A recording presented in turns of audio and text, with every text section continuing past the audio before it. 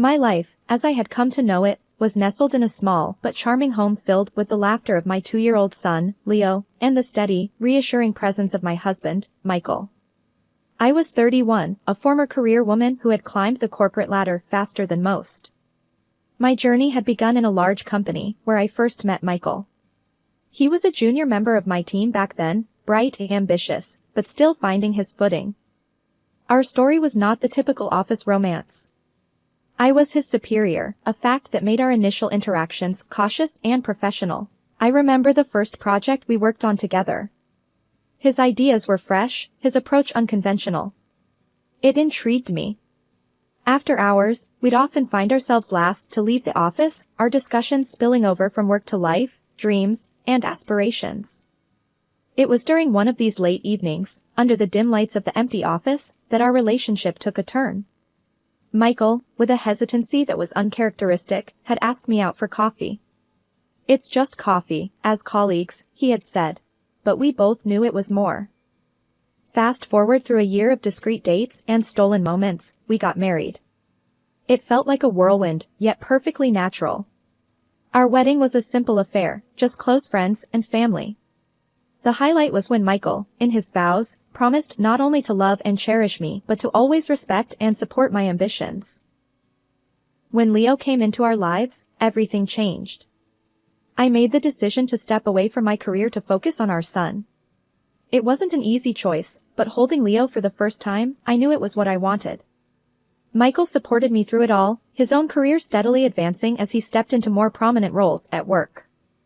Our home became a reflection of our new life. The walls, once lined with my various awards and accolades, now held family photos and Leo's artwork. The spare room, which was once my home office, transformed into a nursery, painted in soft pastels. Despite the joy and fulfillment motherhood brought, there were moments when I missed my career.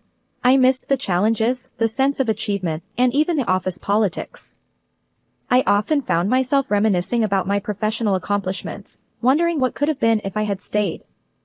Michael, aware of my inner turmoil, would often encourage me to consider going back. "You were amazing at what you did, Anna. Leo's growing, and maybe it's time for you to reclaim that part of yourself," he would say. One such evening, as I was preparing dinner, Michael came up behind me, wrapping his arms around my waist. "Have you thought more about going back to work?" he asked, his voice soft. I turned off the stove and leaned back into him. "I have, but I'm not sure, Michael. It's not just about me anymore. We have Leo to think about." He kissed the top of my head. "We'll figure it out together. We always do." The sun was just starting to set, casting a warm glow through the kitchen window as I prepared dinner.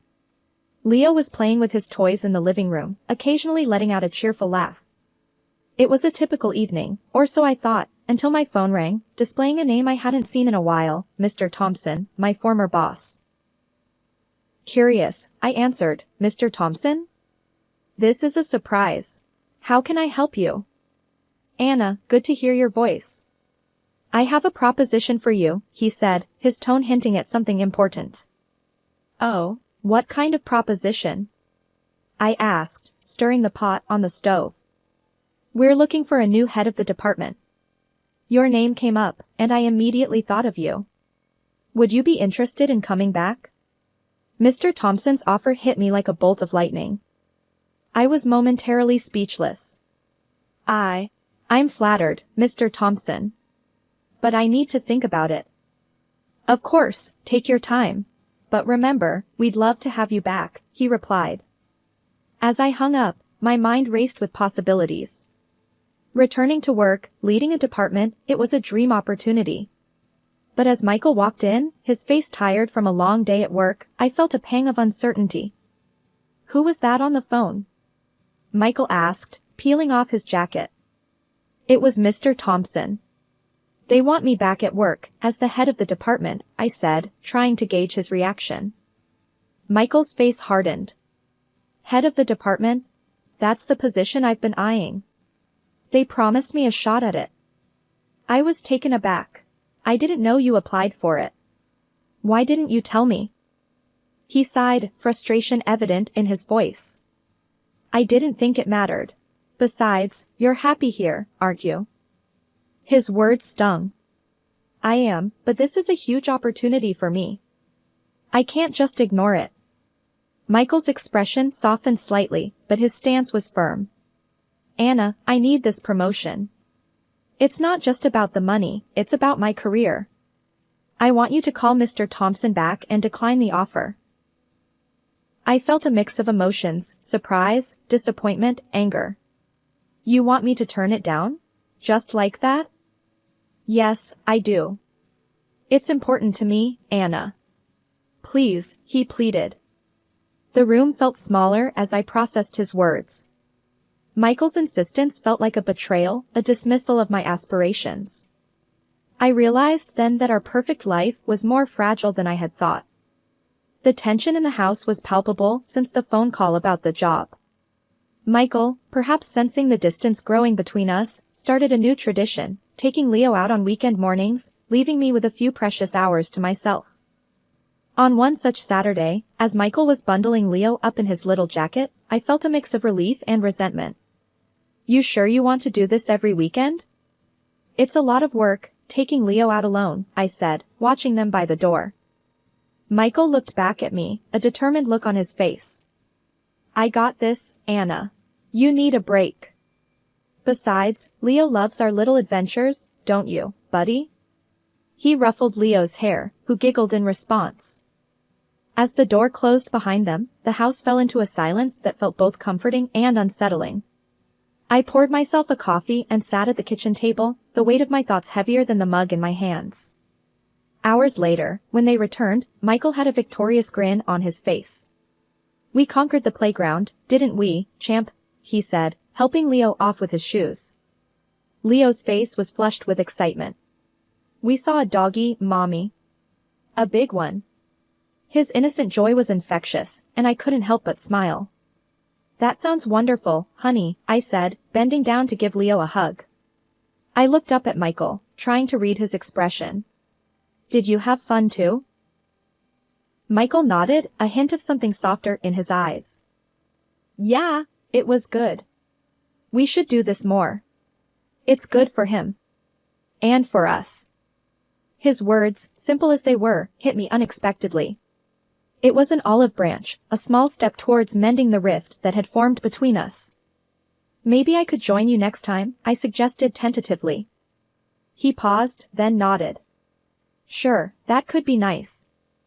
As I watched them play in the living room, a sense of normalcy crept back into our home. The job offer still hung over us like a dark cloud, but in these moments, it felt like we could find our way back to each other. The weekend had unfolded in its usual rhythm. Michael had taken Leo out for their Saturday morning walk, a routine that had become their special father-son time. As I settled in with a cup of tea, I remembered the smartwatch I had secretly slipped onto Leo's wrist for safety. Michael didn't know about it. I thought it was better that way, just a small measure of reassurance for me. Casually, I opened the app on my phone to check their location, expecting to see them at the nearby park as usual. But the blinking dot on the map was nowhere near the park. It was several blocks away, in a residential area unfamiliar to me. My heart raced with confusion and concern. I dialed Michael's number, trying to keep my voice calm. Hey, where are you guys? Leo wanted to show me something he found in the park, but we can't seem to find it. There was a brief pause before Michael replied, his voice too nonchalant. We're just at the park, near the pond. Leo's having a blast feeding the ducks. His words didn't match the GPS location. I felt a knot in my stomach. Sounds fun. See you when you get back, I said, ending the call. As I hung up, a flurry of questions invaded my thoughts. Why would Michael lie about their location? What was he hiding? I decided not to confront him about the smartwatch. I needed to know more, to understand what was happening before revealing my hand. The rest of the morning, I was restless, my mind spinning with possible explanations. When they returned home, Leo was his usual cheerful self, chattering about the ducks and the playground. Michael seemed relaxed, unaware of my inner turmoil. How was the park? I asked, watching Michael for any sign of discomfort. It was great. A bit chilly, but we had fun, didn't we, buddy? Michael responded, ruffling Leo's hair. Leo nodded eagerly, oblivious to the tension. We saw big ducks, mommy. And a doggy. I forced a smile, playing along with their tails. That sounds lovely. I'm glad you both had a good time. As the day went on, I couldn't shake off the unease. Michael's deception, however small it seemed, had planted a seed of doubt in my mind. What was he doing in that unknown neighborhood? Why lie about it? For a whole week, my mind buzzed like a beehive, disturbed and restless. Each time I glanced at Michael, a wave of questions and doubts washed over me. But I masked my turmoil, waiting for the weekend, waiting for a chance to unravel the truth behind Michael's mysterious outings with Leo. Saturday arrived with a heavy air of anticipation. Michael, as per the new routine, got ready to take Leo out. I watched them, my heart a knot of anxiety and suspicion. Have a great time, I said, forcing a smile. Where are you guys heading today? Michael, securing Leo in his stroller, looked up and replied with ease, thought we'd check out that new playground on the east side. Leo's been asking about it. After they left, I waited, my hands clasped tightly in my lap, counting the minutes. As soon as I saw their location veer off course on Leo's smartwatch app, my resolve hardened. I grabbed my keys and headed out, determined to confront whatever lay at the end of that GPS trail. Driving to the location felt surreal, like I was a character in a bad movie. The neighborhood was unfamiliar, a stark contrast to our own. I parked a block away and approached the address on foot, my heart pounding in my chest. The house was a modest, two-story building, with a small, well-kept garden. Hiding my nervousness, I stood across the street, pretending to be interested in my phone. Soon, I saw them, Michael and Leo, approaching the house. The door opened, and a woman appeared. She was young, perhaps in her late 20s, with a bright smile. Michael pulled her to him, possessively, and they kissed. I watched, hidden behind my sunglasses. A part of me wanted to lash out at them, push them away from each other. Instead, I took out my phone and snapped a few photos, proof of the betrayal. I returned to my car, my mind a whirlwind of emotion. The drive home was a blur, each mile stretching out endlessly. Back home, the house felt emptier, even with Leo's toys scattered around. I sat at the kitchen table, staring at the photos on my phone. Michael, my husband, the man I trusted, was kissing another woman. The images burned in my mind, a stark, painful reality that I couldn't escape. When they returned, Michael was in high spirits, regaling me with stories of their day, the playground, the ice cream they had, Leo's laughter. I listened, nodding and smiling, a hollow feeling growing inside me. And how was the new playground? I asked, my voice steady despite the chaos inside. It was great, Michael replied, unaware of my internal turmoil. Leo made a new friend, and they played on the slides for ages. Monday morning arrived with a sense of urgency I hadn't felt in a long time. As I watched Leo play, a plan formed in my mind. It was time to reclaim a part of myself that I had put aside. Once Leo was settled with his toys, I stepped into the other room and dialed Mr. Thompson's number. My heart raced as the phone rang. Mr. Thompson, it's Anna. I've thought about your offer, and I'd like to accept the position of department head, I said, my voice steady but filled with resolve. That's fantastic news, Anna. We're thrilled to have you back on board, Mr. Thompson's voice boomed with enthusiasm. After the call, I felt a mix of excitement and apprehension. I had taken the first step towards a new chapter in my life, one where I wasn't just a wife and mother, but also the professional I used to be. The day passed slowly, the weight of the impending confrontation with Michael heavy on my mind. When he finally came home that evening, his mood was off. He slammed the door a bit harder than usual and threw his keys on the table. Anna, we need to talk. Why did Thompson call me today saying you took the job? The job that was supposed to be mine? His voice was laced with anger and disbelief. I took a deep breath, meeting his gaze. I did take the job, Michael. It's time for me to get back to my career. Your career? What about our agreement? What about our family? He shot back, his voice rising. Our family will be fine. This is about me, Michael. I need this. My words were firm, unyielding. Michael laughed bitterly. You need this? What about what I need? What I've been working towards? I stared at him, the betrayal and pain I had felt over the past weeks boiling to the surface. What about what you've been doing, Michael? Behind my back? His laughter stopped, replaced by a confused scowl. What are you talking about? I pulled out my phone and showed him the photos I had taken. I know about her, Michael. I've seen you with her. His face paled as he looked at the photos, his anger dissolving into a mix of shock and guilt. Anna, I can't explain. No, Michael. I don't want to hear it. Not now. I cut him off, my voice shaking with emotion. You've broken our trust, and now I need to focus on myself and Leo. The decision to file for divorce, though heart-wrenching, was driven by a deep sense of betrayal and the need for justice. Armed with irrefutable evidence of Michael's infidelity, I stood my ground in the courtroom, demanding appropriate compensation and alimony. Michael fought fiercely, contesting every claim, every penny, as if trying to salvage his pride. The legal battle was draining, emotionally and mentally. But I remained resolute, bolstered by the knowledge that I was fighting not just for myself, but for a fair future for Leo and me. The court, recognizing the weight of the evidence, ruled in my favor. It was a bittersweet victory. The repercussions of our publicized divorce extended beyond the personal to the professional. The scandal of Michael's affair, once private, became a public spectacle. It wasn't long before the company we both worked for was embroiled in the controversy. Unable to weather the storm, they let Michael go.